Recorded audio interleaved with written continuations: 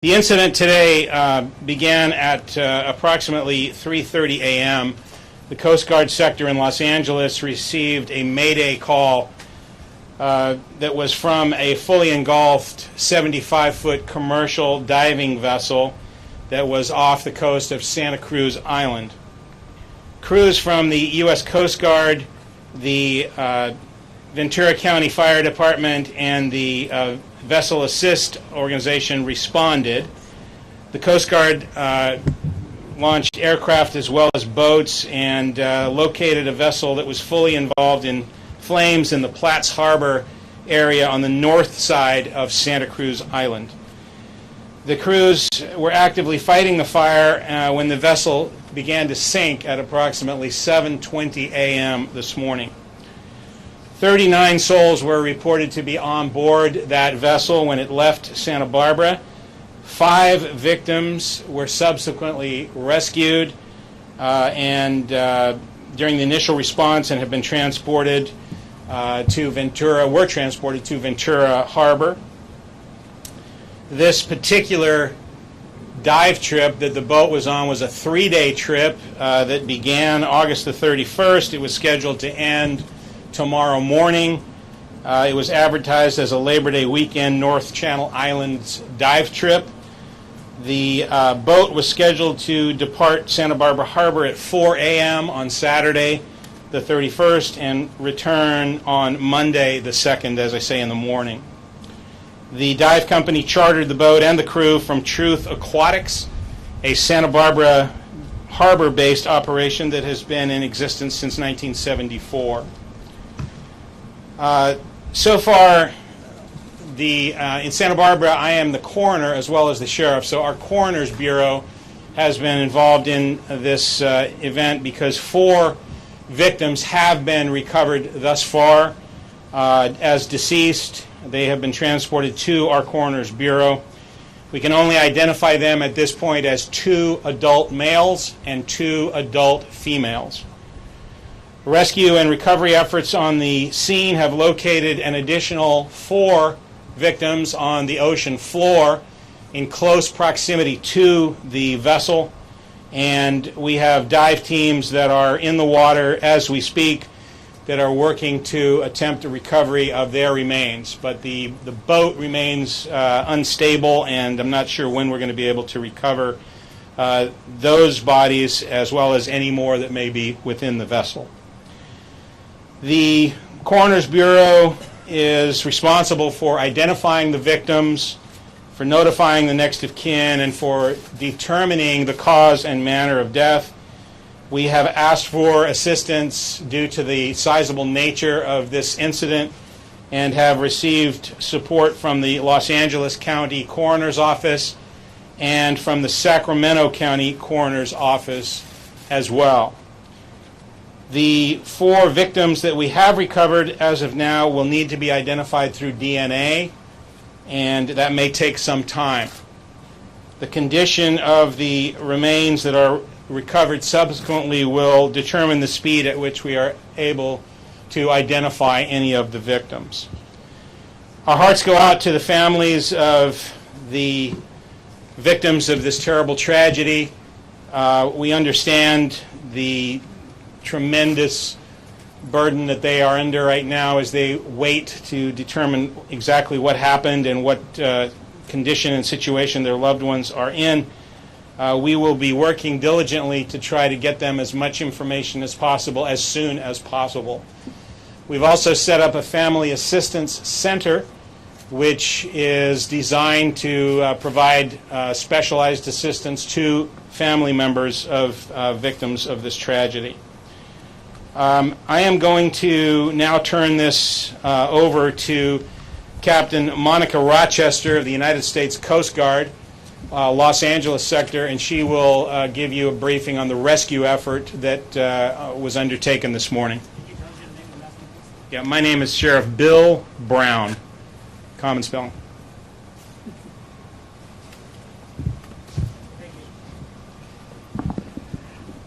Good afternoon. I'm Captain Monica Rochester, Captain of the Port for Coast Guard Sector Los Angeles, Long Beach. We have been fully involved with this incident since 3:30 a.m. We continue to have Coast Guard vessels continue our search and rescue efforts along the shorelines of Santa Cruz Island. We also have our Coast Guard aircraft that is also engaged in providing cover to ensure that we have the full swath or full breadth of the area to be searched. We've also provided a safety zone, which is approximately a mile, which provides safety to the responders so that we don't have interference from other vessel traffic or any other incursion into the area where the incident has occurred. Additionally, we have also established a 3,000-foot ceiling for a temporary flight restriction. So again, this is all to protect the first responders. This isn't a day that we wanted to wake up to for Labor Day, and it's a very tragic event. And we will search all the way through the night into the morning, but I think we all should be prepared to move into the worst outcome. But those are our efforts right now, and they will continue through the night and into the morning. Thank you.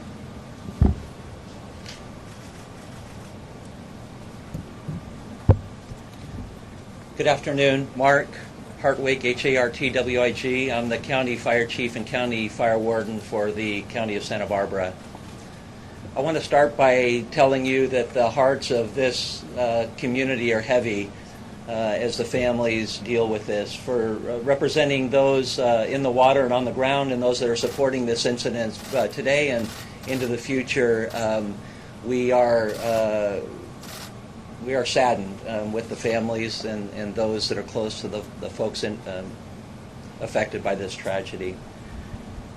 From the fire side, we were, shortly after the May Day, the PSAP in Ventura County was notified by the Coast Guard. That initiated an immediate response, as you believe heard this morning from Ventura County Fire Department out of Oxnard. They responded with 2 fireboats. Upon arrival at the scene of the incident, they encountered a fully involved wooden vessel in the waters off of Santa Cruz Island. They began to extinguish the flames and then notified the county fire department here in Santa Barbara. We continue, the county fire department continues today. We will offer our expertise in investigations on cause and origin, along with the team from the sheriff, Sheriff Bill Brown's office, and then we'll also provide incident support throughout this incident. Thank you.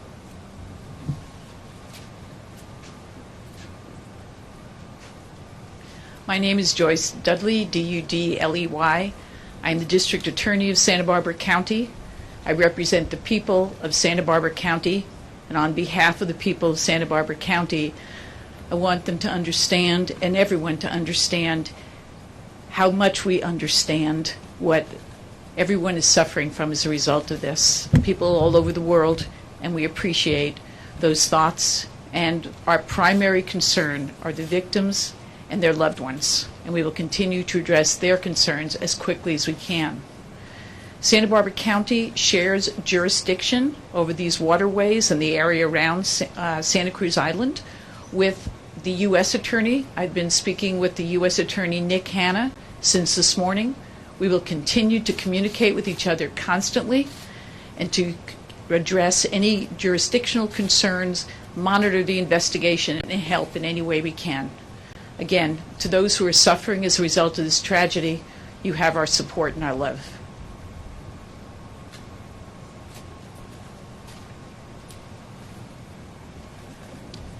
Ryan Smith, Assistant Chief, Governor's Office of Emergency Services, Law Enforcement Branch. On behalf of the Governor's Office of Emergency Services, we send our condolences to the victims and the families. Please know the thoughts of our entire state are with you during this tragic incident. Early this morning, the state's California Master Mutual Aid Plan was activated, resulting in multiple law enforcement, search and rescue, and coroner's resources being immediately dispatched to Santa Barbara to assist with the local and federal resources actively engaged in this incident. As this incident continues, we remain committed to ongoing collaboration with our local, state, and federal resources to respond to this tragic incident and fully support them in their ongoing efforts. This is a very complex, tragic, and sensitive incident requiring various resources and specialized training. Highly trained public safety personnel from throughout the state are on scene and engaged with our local partners and will remain committed throughout the response as well as into recovery operations. And I just want to reiterate our thoughts and prayers for the victims of this tragic incident, their families, and the Santa Barbara community as a whole.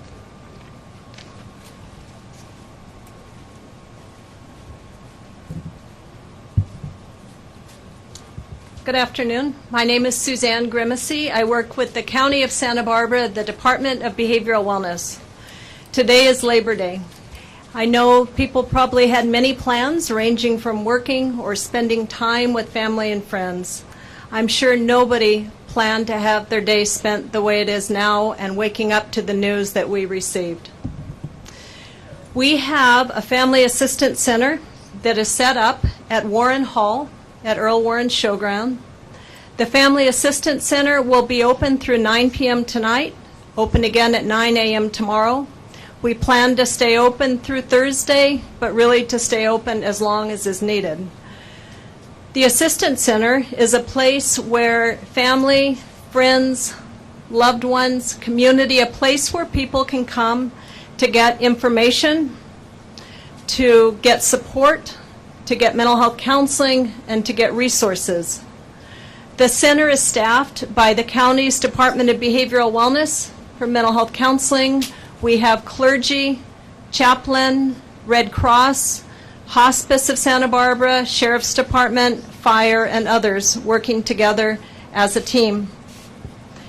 In addition, the county has a public information line that can be called. That number is 833-688-5551. So we'll carry on together as we get more information and learn new findings as the days progress. Hope that you will take care of yourself well and take care of others. Thank you. Thank you, Suzanne, and thank all of our speakers. We now be in a position to take some questions from you. Let me get him first. Are you hopeful that more survivors will be found? Well, we're always hopeful that there would be more survivors found, and the search and rescue operation continues today and will through tomorrow morning, doing everything that we can to try to see if anyone could have survived this. Is there a vessel data recorder before the boat, and if so, has it been recovered? I'm sorry, I couldn't hear you. Is there like a black box, a vessel data recorder, and has it been recovered? Yeah, I don't know that there is a black box on a vessel like this, and I couldn't answer that question for you. A clarification of the timeline. You said that the trip was supposed to end tomorrow. Correct. Tomorrow morning it was supposed to end. Tuesday morning. You mentioned that the fire, the boat is fully engulfed in the Coast Guard dive. Does everybody have a sense of whether it was an explosion or a simple fire? The initial reports that were received in the Mayday were that the fire was underway. There were no initial reports of an explosion. There have been several media reports about potential for an explosion or explosions. That could be, it's just speculation, but obviously that could be scuba tanks or propane tanks or other things that could be blowing up in the fire. But there's nothing that would, in the initial broadcast from the vessel, that indicated that there was an initial explosion. Why would they able to get out? Why would they able to get out? We don't know that at this point. And I think you have to understand, this is probably the worst case scenario you could possibly have. You have a vessel that's on the open sea that is in the middle of the night. I mean, at 3:30 in the morning. Fire is the scourge of any ship, and the vessel. If not everybody, most everybody was asleep at this time. The majority of the people were the passengers on the ship, and the sleeping compartment was on the bottom deck of the ship, so they would have been sound asleep when this fire started. So you can imagine that of all scenarios, to be in a remote location, have a fire that occurs, have limited, if any, firefighting capabilities that could address that, and then to have all of a sudden a fire that spread very, very rapidly, you couldn't ask for a worse situation. How much of the coastline has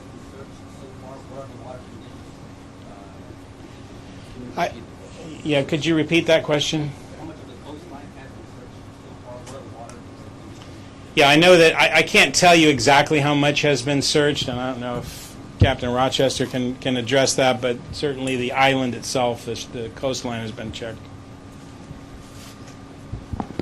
I don't have the actual specific length or amount, but what I can tell you is that we continue the search around the island itself, as well as the water currents have indicated that moving to the west. So we will concentrate our effort also to the west as well. Captain, do boats like that, is there a protocol for escape hatches for below decks people on boats of that particular design? Usually that design is required to have an emergency escape hatch. And what does that usually involve? What kind of an escape hatch? It's usually leads the individuals out onto the main deck from what we would call their accommodation spaces, their sleeping quarters. Do you know if there was one there, was it blocked, was it closed? I don't have that information.